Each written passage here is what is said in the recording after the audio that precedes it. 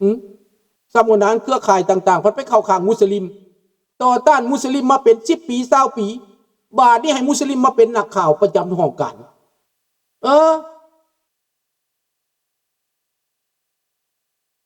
มาประจำห้องการข่าวโฆษณาเพื่อมุสลิม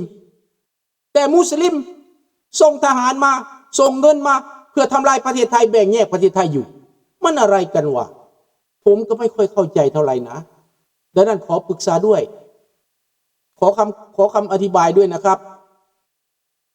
มุสลิมส่งเงินมาเพื่อสร้างให้5 จังหวัดภาคใต้ร้อนเป็นไฟอยู่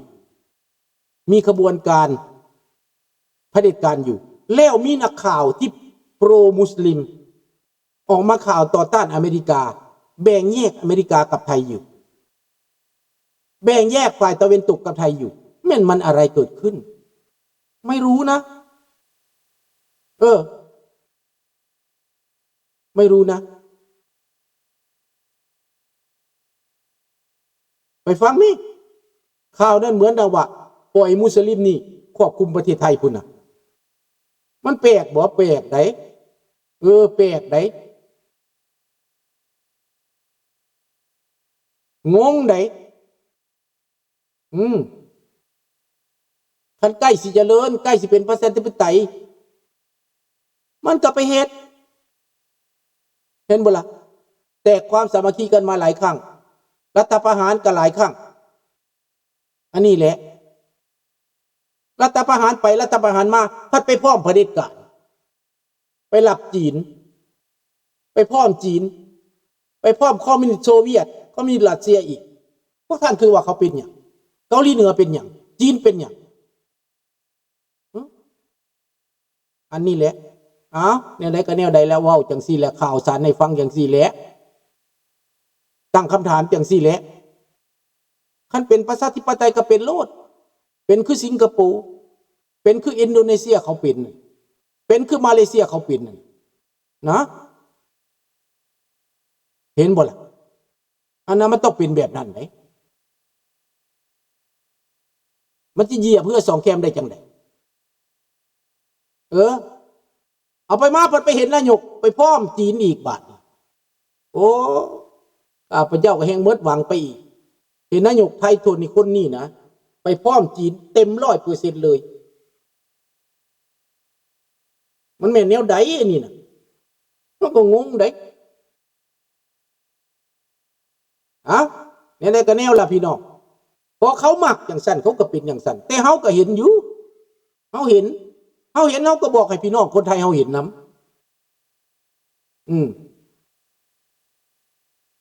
นั่นล่ะ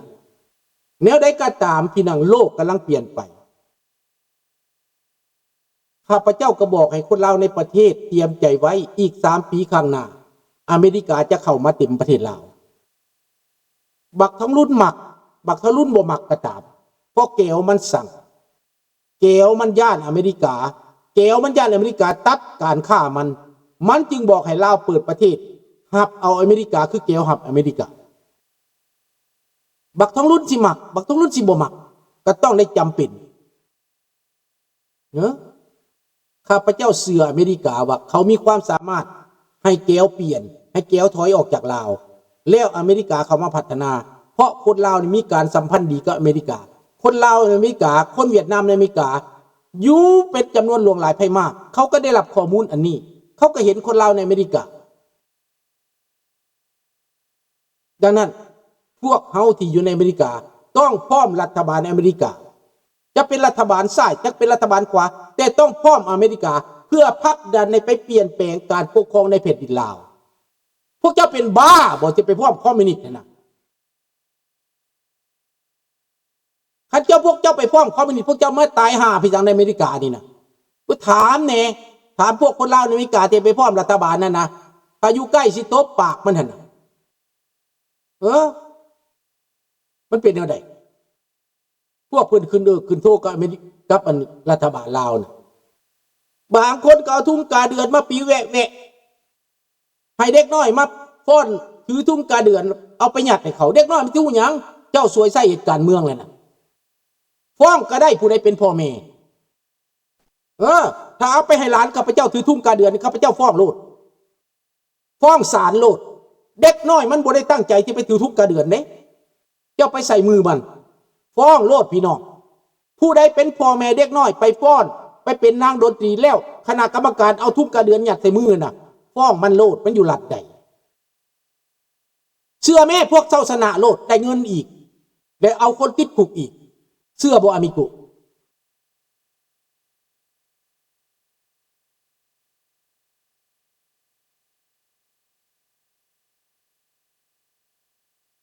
เนี่ย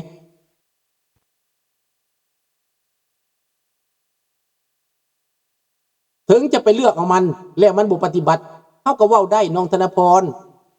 คนที่เลือกมาแล้วไม่ปฏิบัติตามก็เว้าได้เปลี่ยนได้ข้างหน้าก็ไม่ต้องเอาเห็นบ่อเมริกาเขาเปลี่ยนได้เด้โลกเสรีเขาเปลี่ยนได้ลุงนี่นะบางครั้งลูกก็เลือกฝ่ายซ้ายบางครั้งลูกก็ลุงก็เลือกฝ่ายขวาขั้นฝ่ายซ้ายบ่ดีลุงก็เลือกฝ่ายขวาฝ่ายขวาบ่ดีลูกก็เลือกฝ่ายซ้ายมันบ่ได้เป็นหยังฟ้องได้อเมริกาลูกหลานผู้ใดในอเมริกาถือคณะกรรมการวัดถือคณะกรรมการที่เอาเด็กน้อยไปฟ้อนเด็กน้อย2 ปีนะ3 ปีนะแต่งเครื่องเล่าให้แล้วแหละเอาทุ่งกาเดือนมายัดใส่มือเขาใส่แอวเขาให้เขาฟ้อนพ่อแม่ต้องฟ้องโลดว่าบ่พอใจคณะกรรมการแล้วนั้นติดผูกโลดพี่น้องหรือว่าพวกเจ้าเป็นน้ำกันบ่พวกเจ้าพ่อใจบ่หลานพวกเจ้าน้อยลูกพวกเจ้าน้อยไปถือทุ่งกาเดือนฟ้อนนั่นนะพวกเจ้าเป็นบ้าบ่หมากินความคืดเลยบ่ข้าพเจ้าว่าพวกนี้เป็นหมากินความคืดเด้พวกอัปปัญญาเด้พวกปัญญาสุนเด้พวกคนตายบ่ลาบเด้นี่มึงทำหน้าด้านแม่นบ่ล่ะหน้าด้านก็เปิดหน้ามันโลดด่ามันโลดคือข้าพเจ้านี่ด่าพวกหน้าด้านนี่นะหาเรื่องกับมันมีเรื่องกับมันสู้กับมันมันสิเก่งไรปานใดว่าความจริงเฮาว่าความจริงดังนั้นคนลาวทั่วโลกยังไม่ล่ายังบ่ลาบ่สวยเด้อยังกลับคืนมาจับมือถือแขนเห็นอกเห็นใจร่วมไม้ร่วมมือกันเพื่อนำพาไปสู่เสรีภาพและประชาธิปไตยพวกท่านบ่มักประชาธิปไตยแล่นมาตายไปสังโลกเสรีนี่นะแล่นมาหยังประเทศประชาธิปไตยนี่แม่นพวกท่านมักประชาธิปไตยแต่พวกท่านหลงตัวเองคือว่าตอนนี้มีเงินแล้วเป็นเศรษฐีแล้วไม่ง้อใครไม่แคร์ใครบ่แคร์ใครแหละผู้ใดสิว่าหยังก็อยากคนนี้เด่นคนนี้ดังคนนี้เลิศคนนี้ได้ไปเที่ยวเมืองลาวคนนี้อวดอ้างอวดหมู่และคอยกระพร่อมรัฐบาลลาวพวกคณะคนเกิดใหม่ใหญ่รุ่นในอเมริกาก็บ่ฮู้ที่บู้แดนพี่สังบ่จักการบ้านการเมืองอีสังอันนี้น่ะเด็กน้อยพวกนี้ก็ได้หูหนวกตาบอดบ่จักดิกเตอร์บ่จักเผด็จการบ่จักคอมมิวนิสต์ได้มาอยู่โลกเสรีแต่บ่เฮ็ดฮู้บ่พัฒนาตัวเองอันนี้ก็งี่เง่าเบาปัญญาเหมือนกัน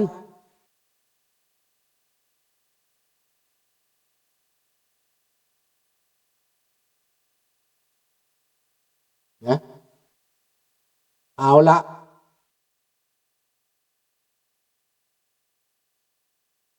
มันไปหาขอทานบอกแม่น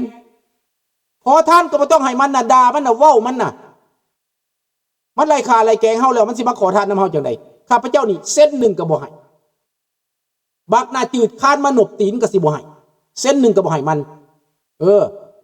ข้าพเจ้าสิเอาขี้แบ้ให้มันบักหน้าจืดมึงฟังไว้เส้นหนึ่งกูก็บ่ให้บักหน้าจืดบักหน้าแหลมมึงบ่ต้องมาขอเงินมึงบ่อายบักหน้าด้านมึงตายทุกข์ตายยากมึงมาหาขอทานมันอ้างหน้าว่าไปซอยเด็กน้อยซอยโรงเรียนมันวะสบายดีทองวันเขาขายคำเขาขายบ่แห่บักผีปอบ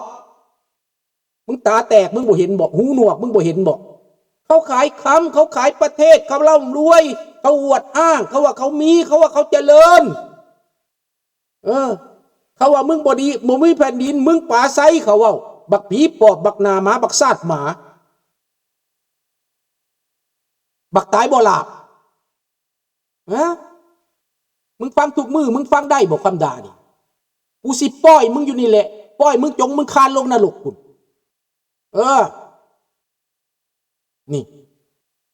เอามันอยู่หัดสบายดีท่องวันเด้อดังนั้นคนลาวเราต้องกลับขึ้นมาเปลี่ยนใจพี่น้องพวกท่านบอกกล้าข้าพเจ้ากล้าพวกท่านกระหนุนข้าพเจ้าปกป้องข้าพเจ้าให้ความสำคัญแม่มันบ่แม่นว่าทุกคนสิเฮ็ดคนหนึ่งเฮ็ดแล้วคนหนึ่งสนับสนุนเป็นเสียงเดียวแม่นความรู้สุตลาแม่นความรู้สุตลาเบิดประเทศนี่เบิดโลกนี่แห่งดีว่าความจริงเป็นยังสิบ่แม่นรอดล่มรอดตายมาแล้วบ่มีหัวใจวะมีหัวใจในแม่คนเฮาน่ะคิดในแม่พิจารณาในแม่เขาวัดเขาว่าน่ะพี่น้องผู้บ่ากสิมาตัวประชาชนได้ฉันบอกผู้บ่าถือศีล227ได้พี่น้องพระสงฆ์เจ้าถือศีล227ได้ตัวบ่ได้ได้บิดเบือนบ่ได้ได้ซื่อสัตย์ทุจริตได้ถือศีลถือธรรมเก่งขัดกว่าพวกเฮาได้ถ้าเพิ่นตัวเพิ่นก็บาปเองเวรกรรมตามสนองเพิ่นเองพระได้ไปรับใช้การเมืองก็บาปแม่นบอกดังนั้นเจ้าสิมาบวชมาแล้วสิมาตัวสิมาโฆษณาการเมืองสิมาหลอกพวกเฮานี่บาปเป็นพระกบาปพี่น้องเวรกรรมหลายกว่าเฮาอีกพระข้าพเจ้าไปเบิ่งในอันหลักการหลักสูตรก็ได้เป็นพระแห่งบาปหลายคันตัวบาปเด้พระฮู้จักกว่าคนฮู้จักคนเป็นผู้ใหญ่ไม่สูงและตัวนี่แห่งบาปนี่ดังนั้นต้องไปตามความจริงเท่านั้นความจริงเป็นถึงบ่ตายสัจจังเวอมตะวาจามีแต่ความจริงเท่านั้นที่เป็นความอมตะเอาละมื้อนี้ขอบอกขอบใจที่รับฟังรับชมเนาะข้าพเจ้าแต่งเพลงเข้าไปฟังให้เด้อพี่น้องเด้อเข้าไปสนับสนุนกดไลค์กดแชร์ให้เด้อพี่น้องเด้อขอบอกขอบใจหลายๆมื้อนี้ขอลาพระจากตอนนี้เพราะว่า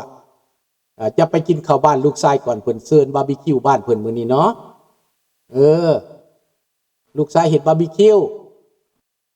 เอาลาพระจากตอนนี้เด้อไปเฮ็ดลาบไปสู่ลูกกินก่อนเนาะบ๊ายบายราตรีสวัสดิ์ Good night Merci thank you very much